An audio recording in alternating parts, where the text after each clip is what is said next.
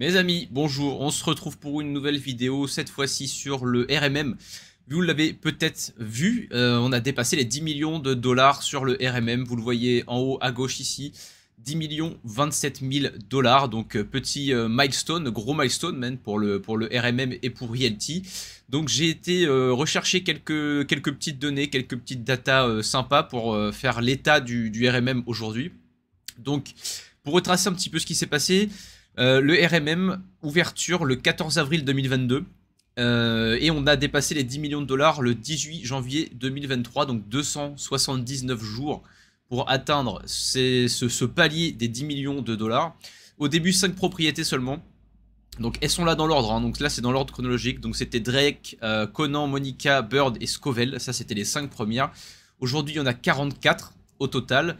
Et dans ces 44, donc il y a 132 000 tokens, un peu plus de 132 000 tokens qui sont déposés sur le RMM.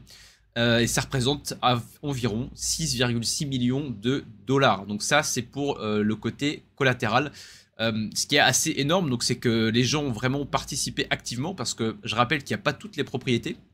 Donc le fait qu'on ait déjà 6,6 millions de dollars déposés, c'est quand même un bon signe de confiance des personnes qui sont investies sur le projet. Et une autre donnée qui montre l'engouement de la communauté pour le RMM, eh bien c'est que donc de ces 6,6 millions de dollars qui sont déposés en collatéral, en fait ça représente un tiers de ce qui serait possible de déposer.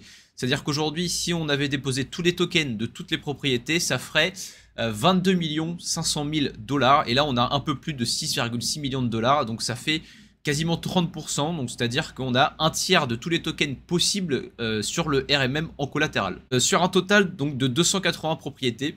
Donc quand vous verrez la vidéo, il y aura peut-être un peu plus de propriétés. Mais bon, voilà. On a 44 maisons et immeubles sur le RMM et il y en a 280 en tout. Donc il en manque encore pas mal. On sait que le bloqueur c'est la V3, donc l'update pour passer à la V3 du RMM de AAV. Et ça, on n'a pas de deadline, donc on ne sait pas quand ça va arriver, mais ça devrait apporter par la suite plus de liquidité de la part des partenaires. Et donc on pourra ensuite avoir plus de propriétés à mettre en collatéral, puisque vous savez que ça va un petit peu ensemble, hein. S'il n'y a pas de liquidité, ça sert pas à grand chose de remettre des propriétés, puisque là vous voyez qu'on est déjà à 6,3% d'emprunt APY, ce qui est déjà quand même assez élevé. Si on rajoute encore des maisons, voilà, ça va exploser et la liquidité va pas forcément suivre. Donc moi je dis pour le moment là ça sert pas à grand chose d'en ajouter, on attend la V3 impatiemment bien évidemment. Côté stablecoin, toujours pas d'USDC, donc on a seulement du XDAI pour un montant de 3,34 millions de dollars.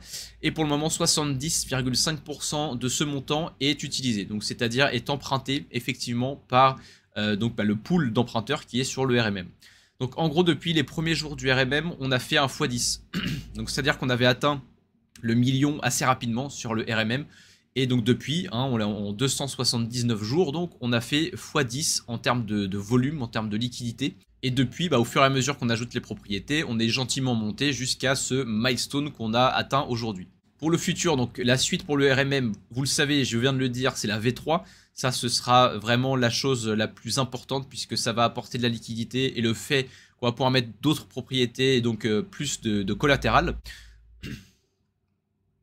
Ensuite, évidemment, l'ajout de l'USDC, également important. Je pense que les gens aiment bien être en USDC aussi, en tout cas peut-être diversifier XDAI et USDC. Donc ça va être aussi un point important dans les mois qui viennent. Et puis on pourra également peut-être jouer sur d'autres terrains puisque ça avait déjà été abordé sur des community calls passés, j'en avais parlé dans une vidéo. On peut également penser à par exemple changer la LTV sur les Realty tokens. C'est-à-dire qu'aujourd'hui c'est 50%, c'est-à-dire que vous empruntez 50% de la somme de votre collatéral, mais demain sur la V3 ça peut être 60, ça peut être 70%.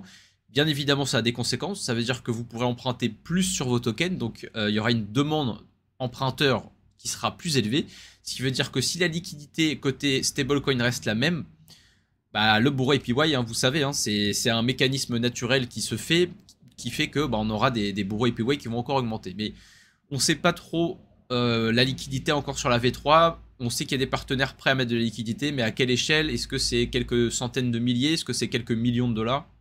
On ne sait pas.